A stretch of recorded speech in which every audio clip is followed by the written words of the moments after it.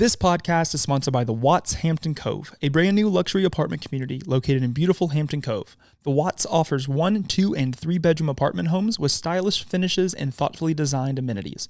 A short 15-minute drive from downtown Huntsville, the Watts offers unique features such as direct connectivity to Hayes Nature Preserve, over 10 miles of walking trails, Flint River access, mountain views, a large saltwater pool, dog park, dog spa, a 24-hour fitness studio, and more.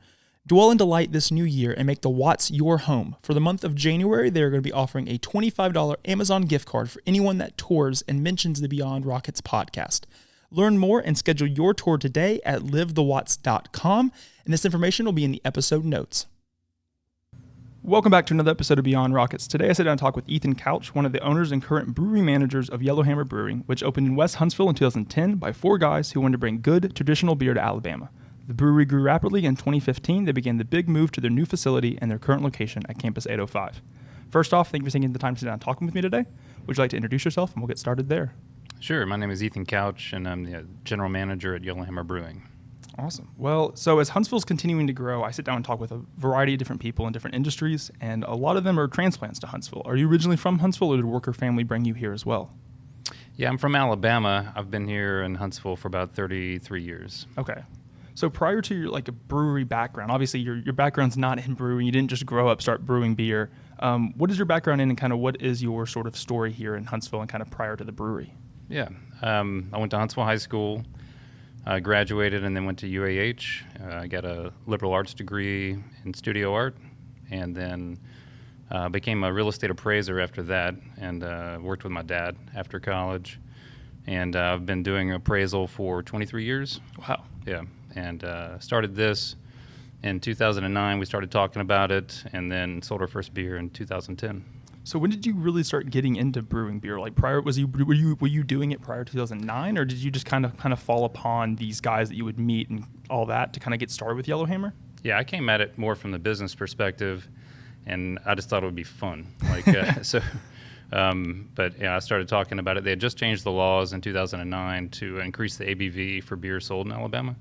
So that was a big impetus, and there was only one brewery at the time, Old Town Brewing, and their product was a little hit or miss, and so we were like, hey, maybe there's an opportunity here, and I asked some friends, and they knew a home brewer. It was really good, and we all had different attributes that we thought would bring a lot to the company, and so we gave it a shot, and yeah, and it turned out pretty well. So did the other guys you meet through school, or how did you kind of get introduced to the other 4 guys, the other 3 guys that you would open up Yellowhammer with? Well, the 2 that I knew were poker buddies. So we had a regular poker game, and I met them through that, and it was just friends of friends. And they both had worked with or knew Keith, who was the home brewer. Okay, so Keith was kind of the main brewer, and the other ones were kind of the business, more of the actual, let's get this thing up and running, more than just I have the craft of brewery. Yeah, I had more business and real estate mentality, and then one partner had marketing, and then one had mechanical and facilities. And then the brewing side. So we all kind of brought different stuff to the table. So there's definitely one thing between doing home brewing and then completely another from owning actual brewery. I mean, they're 2 very different things. When did that switch happen where you thought you could potentially make this home brewery passion an actual let's actually get a storefront? When did that switch happen? It was definitely a hobby when we started. We all had jobs, and so we were doing this nights and weekends, and we really didn't know what we were doing, flat out did not know. And so, it was, all right, we'll explore this. And then, we cobbled together, we threw some money at it, and cobbled together a system. We welded the first system together, and at Don's garage, it was a lot of hard work and sweat equity at first. And then, that first system, we still have it. It's pretty basic. Wow. It's basically like a big homebrew system. And but it allowed us to get out in the market. We sold a few kegs, and at that time, we didn't realize that a couple other breweries were opening up at the same time, and then there was kind of a wave all of a sudden. Now Huntsville has 4 breweries in a span of 6 months, and And so the public got excited, and that kind of drove our success.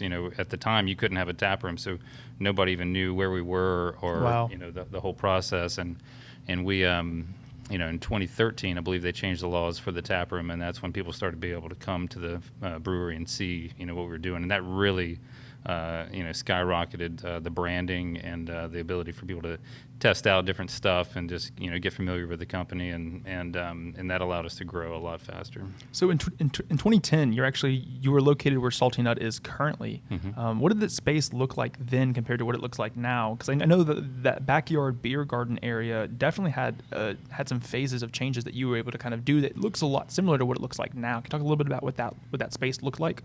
Yeah. So when we started, it was an old warehouse that had been used by cabinet makers and painters, and so it was very barren and dirty, and it was just an old warehouse. And we got it because it was cheap, and it was really close to downtown. We knew that was important, and then as we grew and we opened up the tap room, we knew we needed more social space.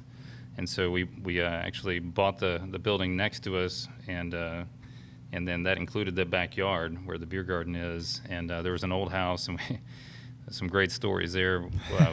We ended up tearing that house down. It had not been lived in for I think 12 years, and it was pretty worn down. Yeah. And so we got that demolished, and then spent a lot of time back there landscaping that backyard, and we turned what looked kind of scary and gross and something. So it was beautiful, and it had this great pecan tree, and we built a stage back there and started having live music, and Wow. it really just transformed the place and kind of the whole neighborhood. It started to be a fun neighborhood, whereas before it was a little sketchy. Yeah, because at the time it was just like right now. I consider that like craft beer row. I mean, that whole stretch of Clinton right here there's so many breweries now, but at the time it was really just y'all. Because Straight to Ale, which is currently at Campus 8052, was actually over on Lehman Ferry, probably at that time at that location. So it was really just you down here, and there was no other breweries. Right. Yeah, it was. We got wind of Straight to Ale wanting to move, and so I'd gone out to Colorado with Dan Perry and Straight to Ale, and we saw a facility that was similar to what we have here. There was a couple breweries and an establishment that had some synergy, and he and I kind of spitballed the idea of like, hey, what if we did something like that in Huntsville? Would people respond well to that? And then my partner Bill got involved, and he talked to the city and said, hey, would y'all be interested in maybe doing a park, and we got this big site down here. And so it all kind of came together, and, the city was on board, and we agreed that it would be good for both of us to have, both breweries in the same location or on the same street. And I don't think there's any place like it in the nation, really, with the city park and everything. And it's just a fun place to come. You can bring your kids. You've got outdoor events. You've got a myriad of things to do for dinner options, and you can just walk around and have a good time, at night, going to 3 or 4 different places. Yeah, it definitely, it's crazy just to think that you were the only ones here when there was nothing really here, and it was Stone Middle, and it was just all this area that really most people would say, hey, maybe we should get our first brewery location somewhere besides here. And you're like, no, I kind of see the hindsight of what this potentially could be, and then now, I mean, it's completely changed the whole landscape of Clinton, really. Yeah. So, and at the beginning, when you first started brewing the beer in 2010, was there any beers that you were brewing at that time that you were like, this is going to be the best beer, like when we get to this location and when we're able to actually serve in the tap room or whatever that would look like in the future, this is going to be a bestseller, but then it actually became, you just don't even actually do it anymore? Or a lot of the beers that you originally started with still beers that people can enjoy today? Yeah, the funny thing is the first 2 beers that we sold, which were at the Nook, and was the Belgian White, which was, we call it the original flagship, and it's still around, and it does really well. And then our IPA, which is now Groovy Don's IPA. It's a West Coast style IPA, and it's brewed year round here as well. So the first 2 beers are still rolling. They have slightly different names, but yeah. And to answer your question, there's been a lot of styles. We've done over, I think, 500 different styles of beer. Wow. Since we started, and that's one of our fortes is we have the most craft beer offerings out of any brewery in the state. And so you can come here, and we often have 1 to 2 different beers coming out every week. So that's pretty amazing. I think that's kind of what makes us exciting. Yeah. In 2010, did you or when you first got the location at Salty Nut, did you think that eventually that was what you wanted? Obviously, the production-wise you could do at Salty Nut was one thing. I mean, like you couldn't. The space was only so big, and so like the expansion of coming here to Campus 805, it kind of allowed you to offer that. Did you already have that in your mind of at Salty Nut, like, hey, we want to be able to offer a great variety, come out all often, and then when you got the space, then you were able to actually execute that? Yeah, that was definitely a big part of it. We knew we knew we needed more seating capacity, and we wanted an outdoor space as well. And so we have a lot of patios here, and of course the park is there. And then we eventually added the beer garden in the back. And but a lot of it was, hey, we're going to be able to do a lot of different things here. And when we first started, we had probably 15 taps. And then now we've got over 30, and so we just kept expanding, and a lot of it's just like, people want so many different styles right now. Like there's a group that loves sours or New England IPAs or the stout fans, and we love all those styles too. So we just try and brew a little bit of everything, and we've gotten into seltzer and wine and spirits, and it's really allowed us to grow. For us to experiment and to do some of the things that all of us love to do. I mean, we're all big bourbon fans, and so I mean that's taken a long time for that project to get off. But we're making some really good spirits right now. Yeah. So I mean, you talked a little bit about it earlier, but the laws that have changed for craft beer has been huge over your time. I mean, in 2010, not even able to have a tap room, to 2013 or around 2013, being able to actually offer that. Can you talk a little bit about how those laws have changed over those short amount of years, and kind of how that actually really did kind of propel you to get this location here at Campus 805? Yeah, the tap room changed everything. So by having a tap room, it really allowed the public to come in and see who we were, and the people wanted it. Huntsville needed a place for people to come after work and have a beer, and on the weekends to come play frisbee and bring their kids, and now it's okay to have your kids around and have a nice beer and some pizza and that's it. But in 2013 they changed that law, and it really meant that we could grow, because there's a different profit margin in retail sales and very small margin on manufacturing, and so that's the difference, and it allowed us to get bigger, and we're basically serving a need. There was a want here, and so our success is based on the community support, and that's why we do a lot of the projects that we do where we're giving back, and there's a give and take with this community effort.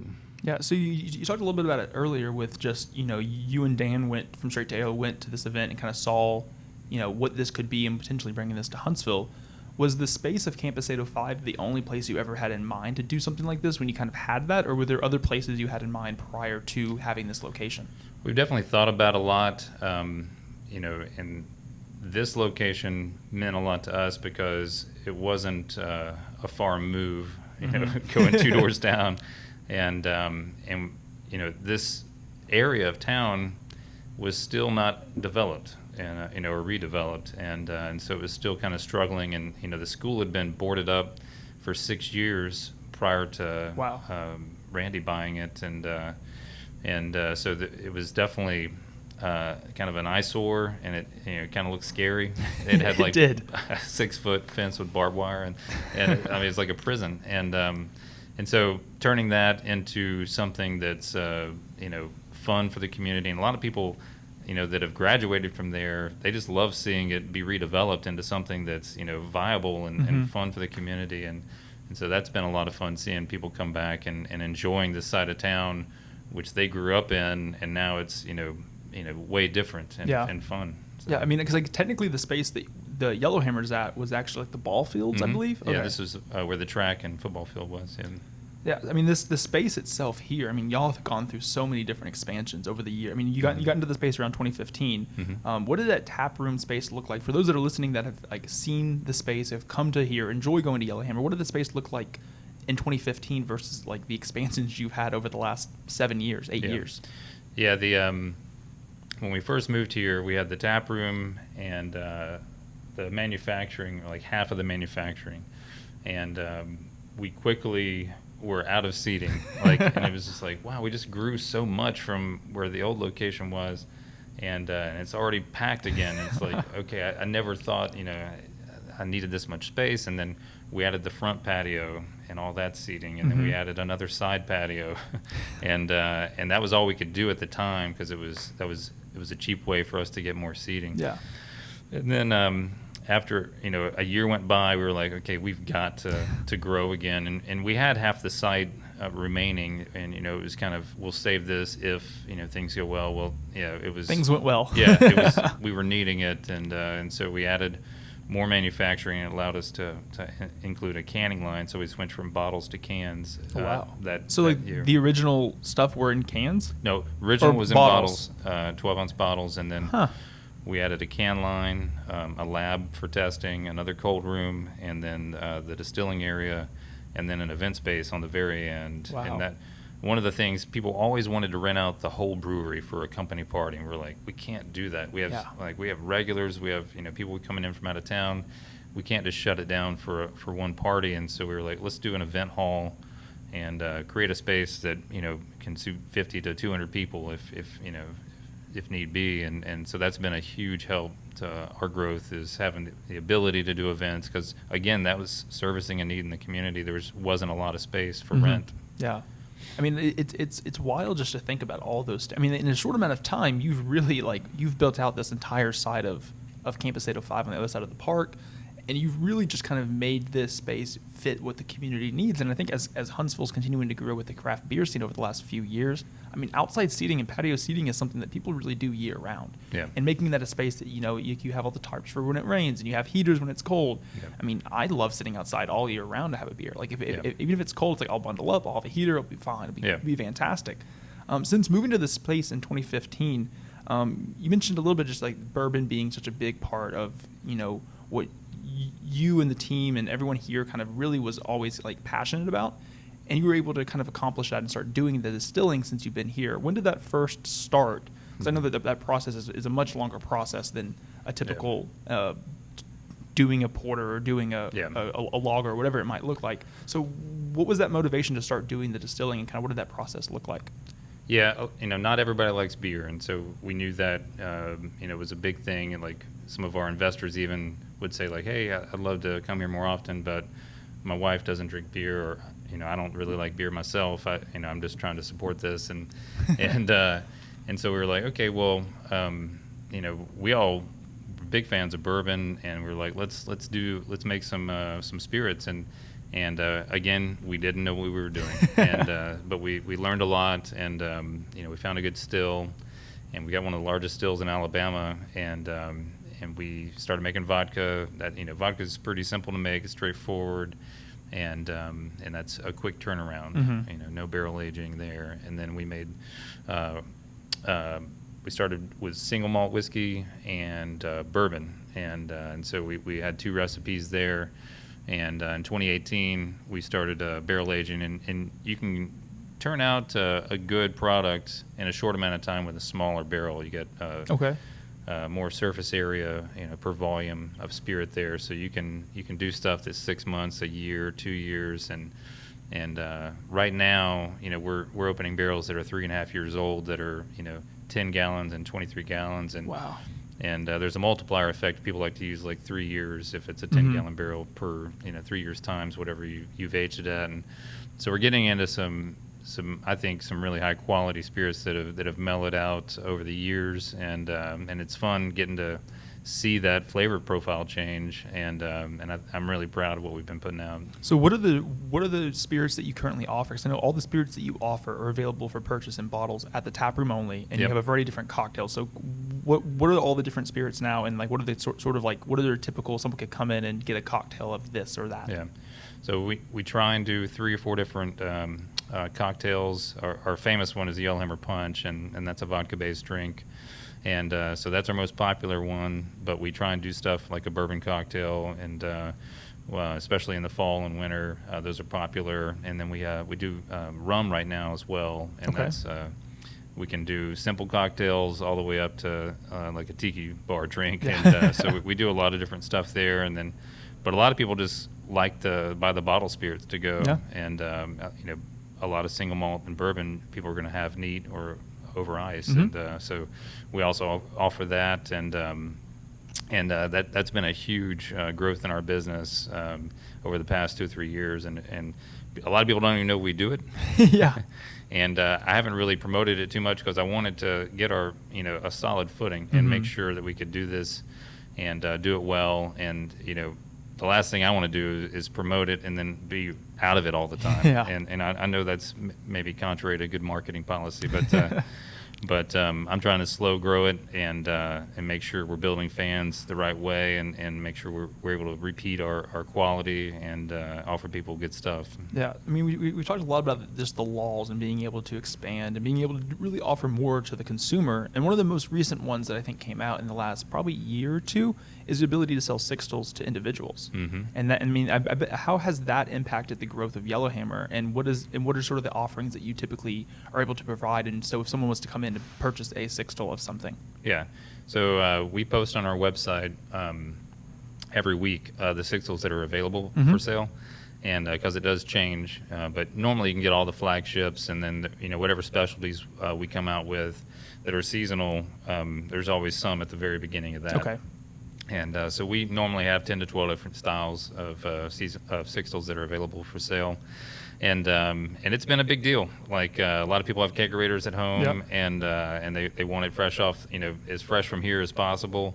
And they like supporting us too. And so they go straight to the source, and we sell a good bit, maybe 1 or 2 a day. So wow. Yeah. I mean, I think that's such a cool thing seeing. I mean, like the amount of people now that I know that have a kegerator at home and that are constantly like, hey, do you know if they sell this, or do you know if they offer this, or like, I think that ability just to be that, hey, if someone, because a lot of people will have family that come over to travel, and so like, yes, they can take them out to the actual brewery, but like, you can try it before we go. Oh, I really like this. Like, I want to go there tonight. Oh, and they have food. Oh, like, perfect. Yeah. And so I think that is like the direct consumer is just huge. Yep. Looking at this trajectory that craft beer has been on, where do you see it continuing to move towards, especially in Huntsville in the years to come? As I mean, there's just been more and more breweries, even in the last, since COVID, really, in the last 2 years, 3 years. I mean, the amount of breweries that have opened up. Where do you see that trajectory going for craft beer in Huntsville? Yeah, Huntsville has been a great supporter of it. They call us the biggest city in Alabama. I don't know about all that, but we do have a lot of people coming in, and so it's nice when you come to town and you have options, and so people. I know a lot of people come here and then they'll go to Straight to Hell and they'll go to Salty or they'll go to Fractal, and that's great. Like, that's something that's positive for the community here, and there's more coming. Like, I know there's more breweries coming, and at some point there is a saturation to it all. But I think there is, it's for a lot of people it's convenience. Like, I want to go to this place because it's on my way home and I like what they do, and then there's also like, we're kind of people know this as a craft beer town, and for me as a traveler, I love hearing that. Yeah. Like, I want to go to when I go to town, I'm like, I'm gonna look up some breweries and go check 100%. them out. Yeah. Breweries and coffee shops are the two things that I always look for when I travel someplace. Right. And I think it is such a cool. And I think what's interesting is a lot of people that I talk to or people that I just like just casual conversations. Like, I think Huntsville's outgrown all these breweries, like how they're able to provide.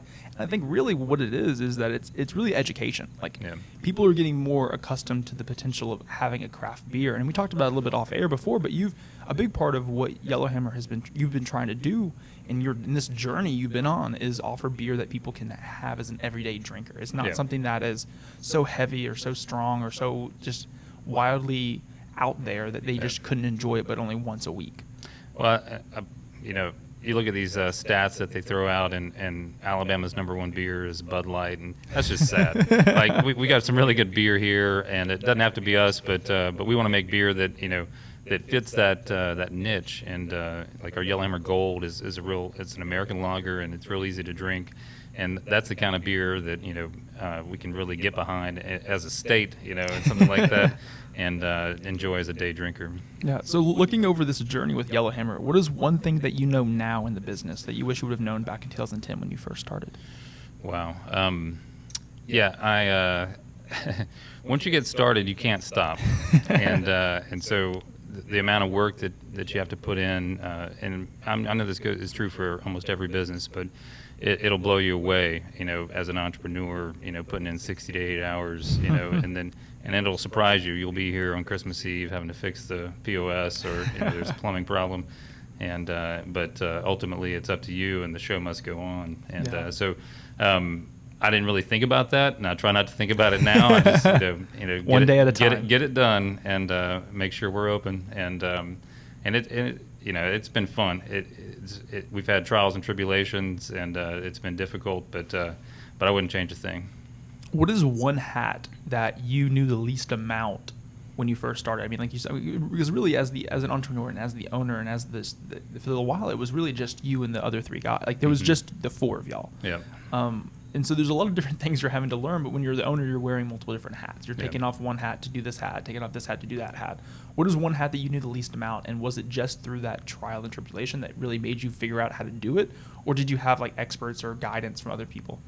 Yeah, there's a lot of red tape and reporting that we have to do, and none of us were prepared for that.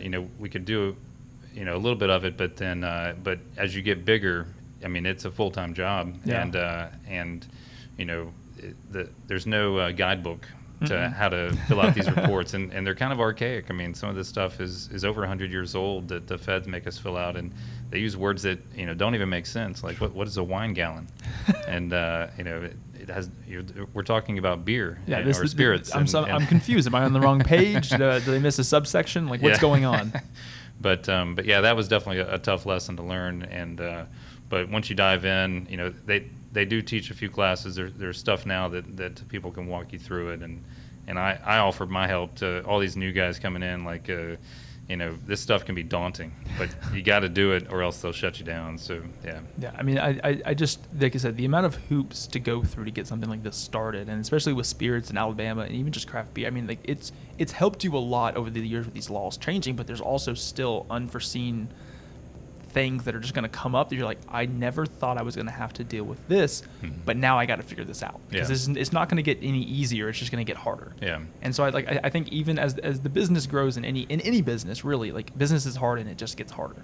Like there's just new things. Like you think you figured it out. Wait a second. There's this. Don't get too comfortable. Don't get too comfortable. It's a crazy thing. So I mean, you've been able to achieve so much with Yellowhammer over the years. I mean, from not even having a tap room to being able to offer the tap room to being able to see the growth and expansion to Campus 805 to a canning line to now being really presented throughout Alabama and the Southeast, really, I would assume. What are some milestones looking forward to the next 3 to 5 years, or even in the next year, that you would love to see in 2023, and then moving forward that you would love to see Yellowhammer achieve and being able to accommodate to the consumer? Yeah, I like to dream big, and kind of like what we talked about. I would love to see one of our beers be the most popular beer in Alabama. I don't like Bud Light being number one, and I know they're the big dog, but I'm ready to take them down. Yeah. So I mean, I think so. Like as far as like where people can find their beer, is it across the Southeast, or like how far of a reach does Yellowhammer currently have from their canned options? Yeah. Right now we're statewide in Alabama and Mississippi. Okay. And we would entertain another state, but if we did another state, we're going to have another facility. So that's a big step for us, and we've thought a lot about it. And right now, we want to make sure we're servicing the communities that we currently serve well, and we don't want to take a step that's too big where we end up hurting all markets involved. Yeah. Do you see that expansion to potentially another state, like a 3 to 5 year goal? Yeah. I mean, it could happen as soon as 2 years, I think, but it would involve finding a new space and a whole new more team members too. I mean, even just what that space becomes, and I guess like a lot of it too. And I guess from the real estate perspective that you bring, I mean, you want a space that's relatively close to your main location. You don't want to have the traveling in between the two, because if product does come into this and you have to then bring it to the other, I mean, there's a lot of logistics behind that. And so I think Huntsville's continuing to go real estate's, I mean, it probably more than anybody, is just becoming harder and harder to find, and the price has just gone up and up and up. And so do you think that if you would have known now how big Yellowhammer's gotten and where the potential could look like in 2 years, that you would have already have bought into space 5 years ago? Yeah, we've looked at sites for the past couple of years, and I do keep up with the market with my other job, but it's gonna be tough. And but the biggest thing, there's two big things that play into this for us is logistics and where it's located. If it's on a major highway, because that becomes important with shipping it, and then the state laws. There's different laws in Tennessee, there's different laws in Georgia, Mississippi, and so we're looking at all that too. And because we've got a lot of things to consider with another facility, and it might make more sense if we're going into Georgia to have a facility over there. I don't think we'll ever leave here. Yeah. This location is too important to us. But if we had a place in another state, that would also give us some locale, appreciation, and be easier to distribute in that state and possibly other states as well. Yeah. So looking at this, I mean, we keep talking about this journey. I mean, I think entrepreneurship being a business owner, being an entrepreneur is a journey. I mean, it's never ending. It's always, you just never know. Looking at this journey, how much of your success would you contribute to being in the right place at the right time versus how much would you contribute to your hard work? Yeah, that's a great question. One of my favorite questions. And I am going to go with 50-50 on this. Okay. We were definitely in the right place at the right time, but persistence has led perseverance on this one, and we've all put in a lot of hard work, and it's led us to where we are today. So if someone's listening and they want to connect with you, they want to support you and what you're doing with Yellowhammer, they're looking at event rental spaces. We talked a little bit about that, just the variety of different spaces that you offer. Where can people find you? Where can they support you? Where can they do all that? Yeah. We're on all social media platforms, but our website is very informative. You can fill out an event application. You can see what we got on, you can see our menu at any time on there. And we also have a map showing at all of our major vendors. Okay. So you can check that out at the Yellowhammer Brewery or brewing.com. Perfect. Well, thank you so much for talking with me today. It's been great learning more about your story. It was great. We actually sat down a couple weeks ago and was able to learn a little bit before the podcast, so it's great to kind of be here and be able to record this episode. I continue to look forward to the success that Yellowhammer is able to have in Huntsville, in the Southeast, in the state, all across for years to come, and I continue to look forward just to seeing more and more people learn about Yellowhammer and find out more. So thank you so much for being here. Awesome. Thank you.